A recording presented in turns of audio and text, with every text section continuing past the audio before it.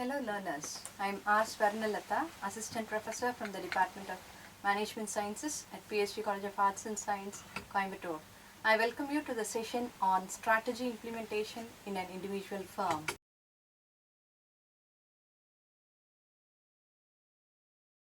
We will be looking into what are the dimensions needed for implementing a strategy successfully by an individual firm.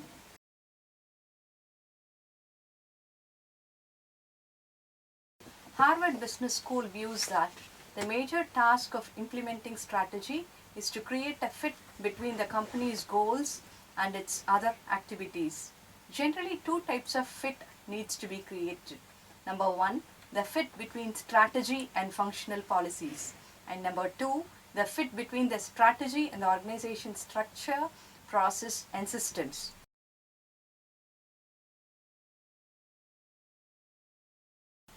Two views that suggest the relevant framework for strategy implementation are McKinsey's 7S framework and A.T. Kearney's growth drivers. First, let's look into McKinsey's 7S framework. This model was developed by the US management consulting firm McKinsey and Company and hence known as McKinsey's 7S framework. It consists of 7 factors to organize a company in a holistic and effective way. All the 7 factors interact and determine the way in which the company operates. Various components of McKinsey's 7S framework are as follows: strategy, structure, systems, staff, skills, style, and shared values. Strategy is a means to achieve objectives. Structure is a basic framework to designate responsibilities and functions. Systems is a management tool for planning, decision making, communication and control. Staff refers to human resources of the organization. Skills are organizational and individual capabilities. Style refers to how managers lead and motivate. Shared values are organizational values which govern the behavior of its members. Once again, the components of 7S framework are strategy, structure, systems, staff, skills, style and shared values. Coming to A.T. Kearney's growth drivers. A.T. Kearney, another US-based consultancy firm, conducted a study and identified 5 organizational growth drivers for strategy implementation. Number 1 is leadership. Number 2 is strategy. Number 3 is competencies and resources.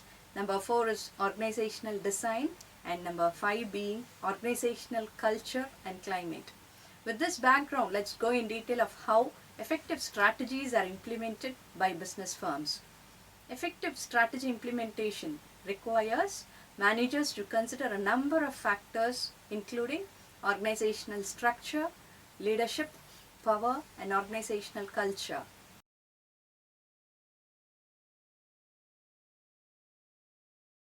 These 4 factors lead to 3 approaches in strategy implementation. Number 1 being the structural implementation, number 2 being the behavioral implementation, and number 3 is the functional implementation. Let's begin with structural implementation. It focuses on having an effective organizational structure to create a conducive climate for implementing any strategy in the firm. So what is organizational structure? It involves arrangement of activities and assignment of personnel to these activities in order to achieve the organizational goals in an efficient manner. It is the way by which various parts of an organization are tied together in a coordinated manner, and it illustrates the various relationships among various levels of hierarchy within the organization as well as horizontal relationships among various functions of organizational operations. In general, it refers to the way individual and groups are arranged with respect to the task they perform. An effective organizational structure should have a good organizational design. Organizational design refers to the process of coordinating these structural elements in the most effective and efficient manner. Now, what's the relationship between a strategy and structure? Strategists should design and implement an appropriate structure to carry out the strategy. The strategy and structure must be consistent with each other in order to successfully implement a given strategy. Now let's discuss the benefits of having a sound organizational structure to implement a strategy. A good organizational structure facilitates attainment of objectives through proper coordination of all activities. In a good organizational structure, the conflicts between individuals over jurisdiction are kept to a minimum. It eliminates overlapping and duplication of work. It decreases the likelihood of confusion and duplication of work among individuals. It facilitates promotion of employees and helps in wage and salary administration. Communication is easier at all levels of organizational hierarchy. A well-structured organization provides a sound basis for effective planning. It results in increased cooperation and a sense of pride among the members of the organization. It encourages creativity and innovation among the employees.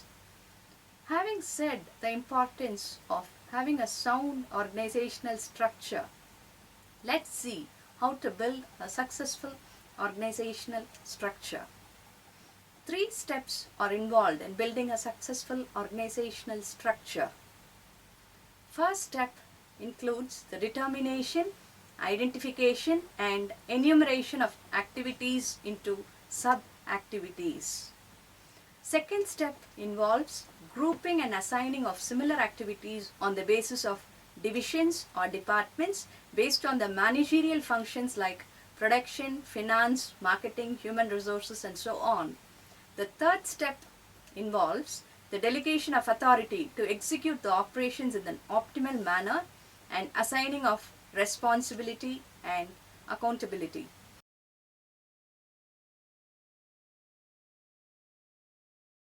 Having said about the way to create an effective organizational structure, what are the determinants that make an effective organization structure? The important determinants of structure include the environment, technology, size of the organization, and organizational life cycle. These 4 factors would determine the philosophy and strategy of central management, which forms the foundation for organizational structure.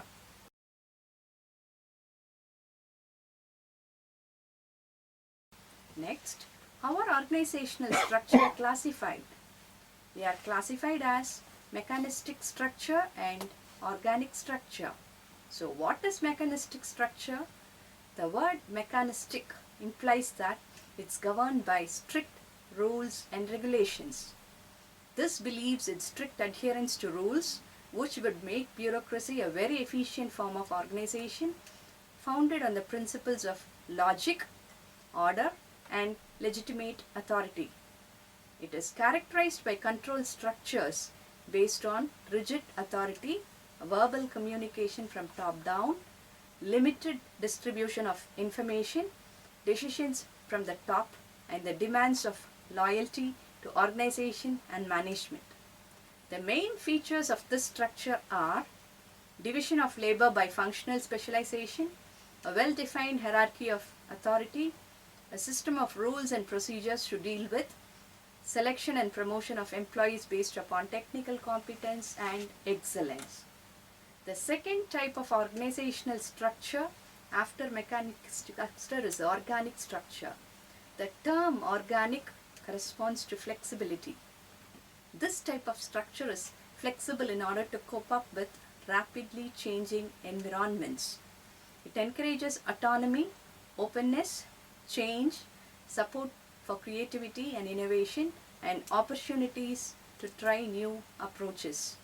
The main features are tasks and roles are less rigidly defined, decision making is more centralized, friendly work environment, flexible departmental boundaries, flat organizational structure, and capability to change to environment.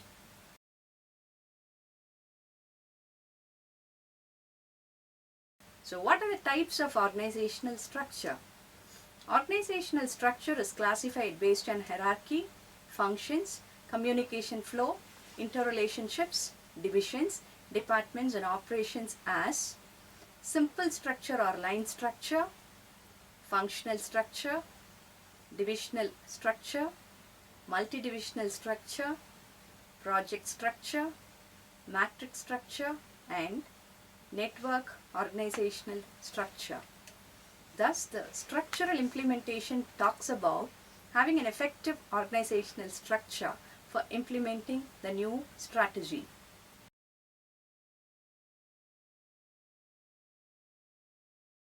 Next dimension is behavioral implementation, which deals with those aspects of strategy implementation that have an impact on the people in the organization. There are 6 behavioral issues relevant for strategy implementation. Number 1 being the leadership. Number 2 is the organizational culture. 3 are the values, ideologies and ethics. 4 being the social responsibility. 5 being the corporate governance and 6 organizational power and politics. Now let's look into each behavioral issue in detail. To begin with, the first behavioral component is leadership. It's basically a very powerful and influencing leader who is important to drive the workforce to accept and adopt any new strategy. The manager should have the ability to persuade others to implement the strategies willingly. Transformational leadership is the order of the day.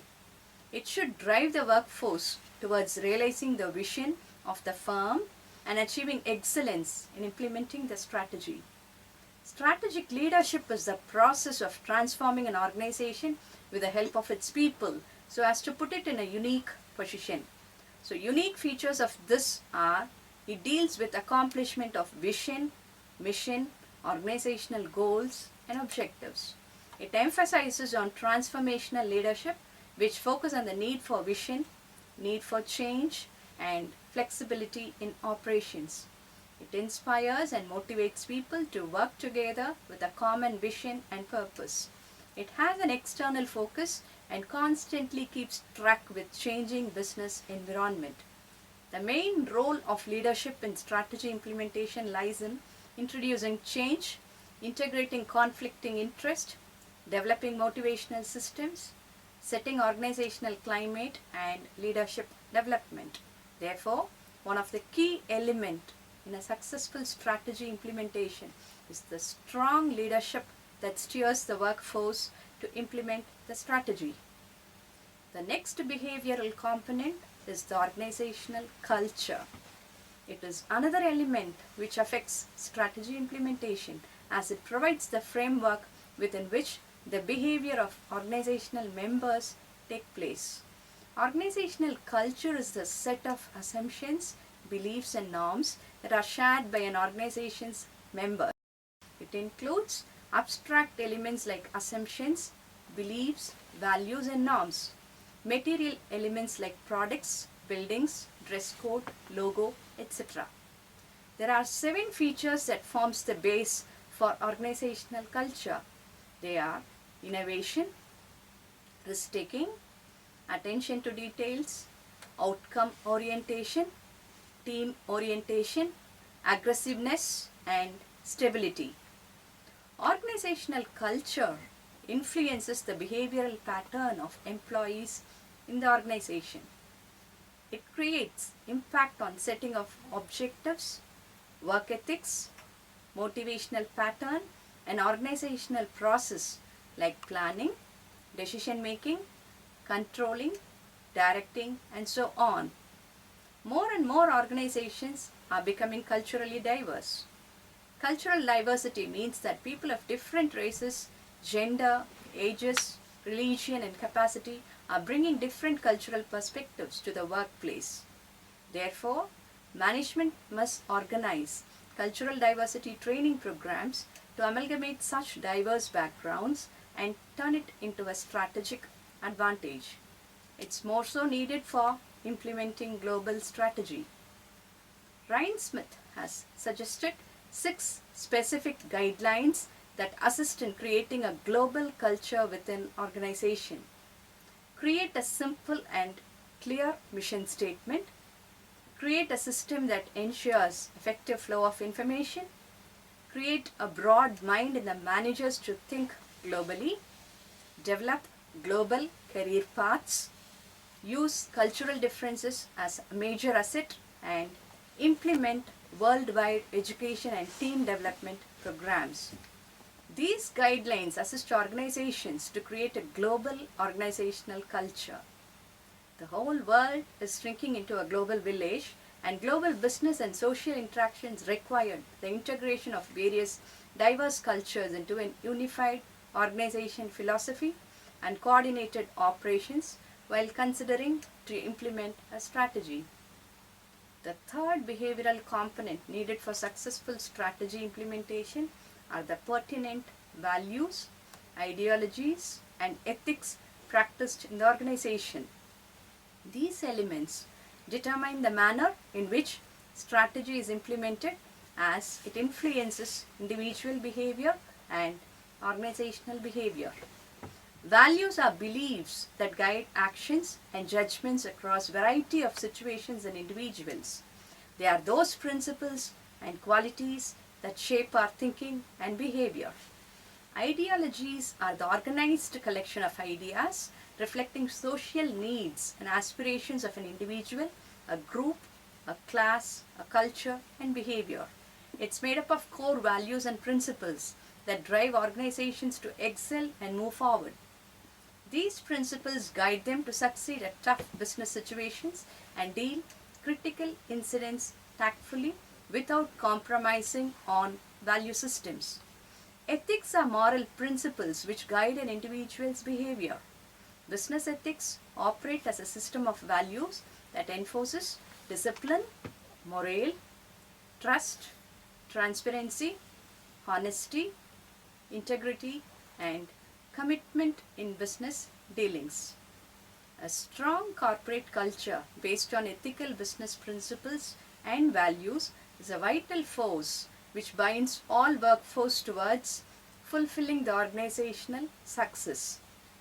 Most executives are convinced that a company must incorporate a code of ethics in its internal environment.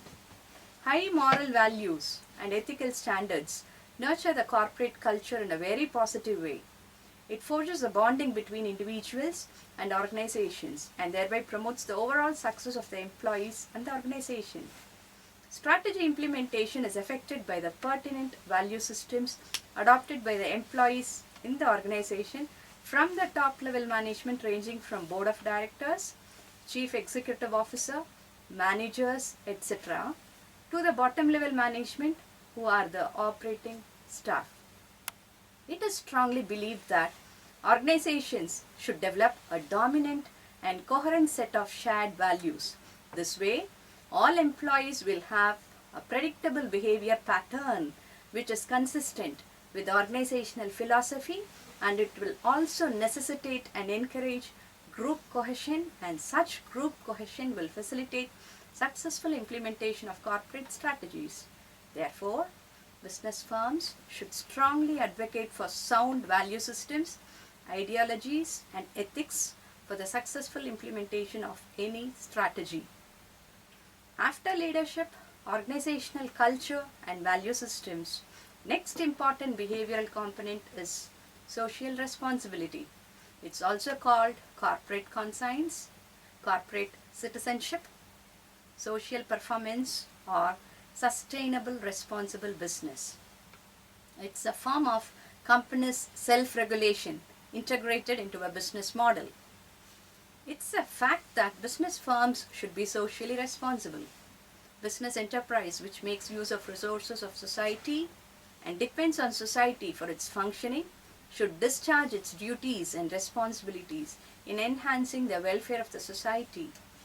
The company must accept its obligation to be socially responsible and to do work for the larger benefit of the community.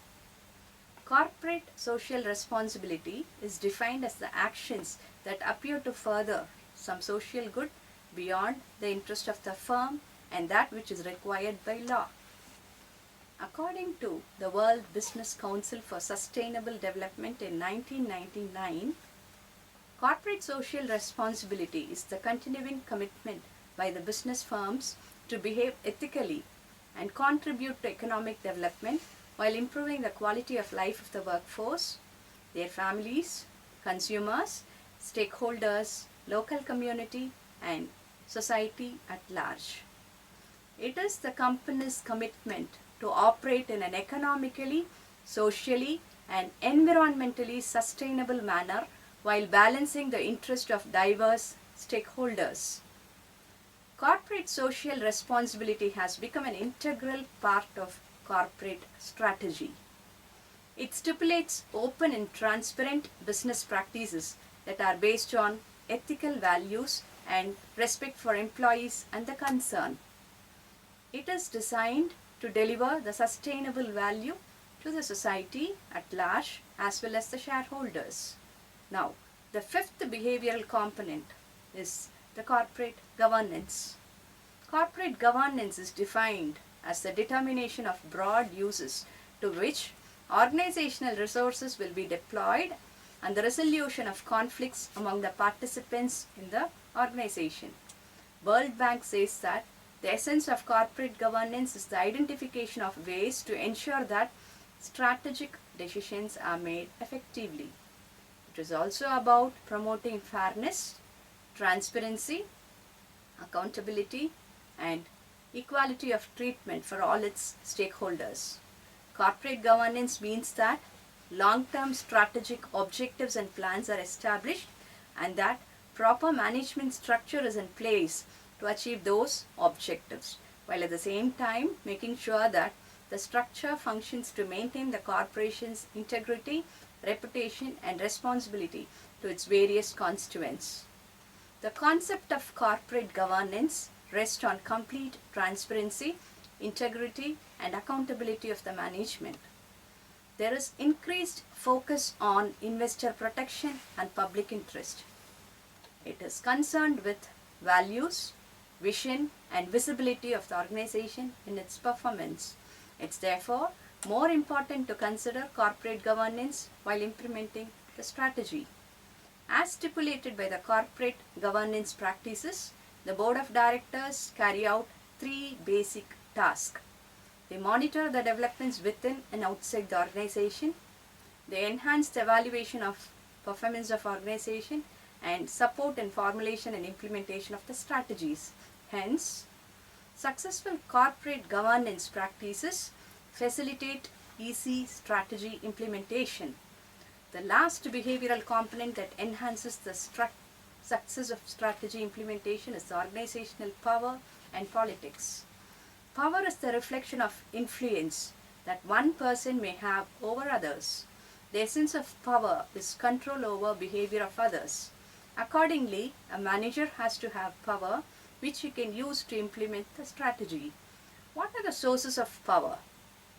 A person in an organizational setting can have power from two sources. These are interpersonal sources and structural sources.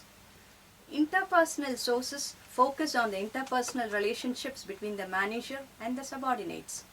The 5 sources of power dependent on interpersonal relationships are legitimate power, reward power, coercive power, expertise power, and referent power. Next is structural and situational sources of power that includes the knowledge as power, resources as power, decision making as power, and reciprocal relationship as power. If interpersonal sources of power and structural and situational sources of power are strengthened, the manager has enough power to lead the subordinates in the implementation of the strategy. Organizational politics and power are so closely related towards implementing a strategy. Politics is concerned with acquiring the necessary power to make subordinates work for the change.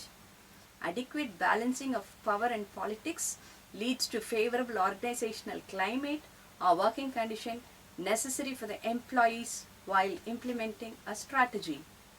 After seeing the structural and behavioral aspects needed for the strategy implementation, the next dimension is functional implementation.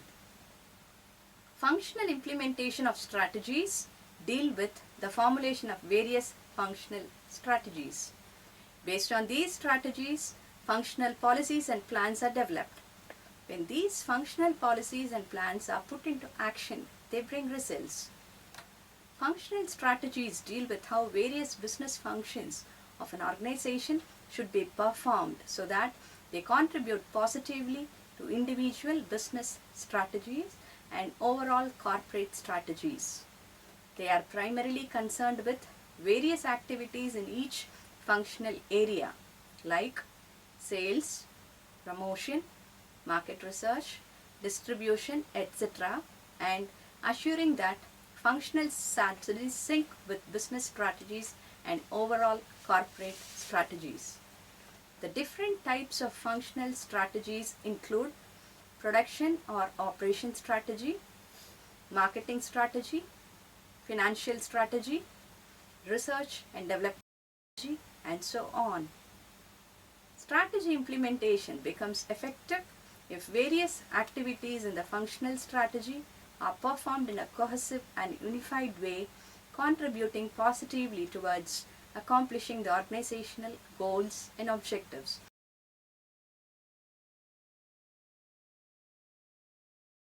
To sum up, strategy implementation can be successful if we could be able to understand the various modes of implementing strategies and understanding clearly the elements like leadership, culture, power, politics, corporate governance, and so on, which coordinate with each other to implement the strategies successfully. Having shared with you the insights on the strategy implementation, I thank you for your patronage. See you in the next session. Thank you.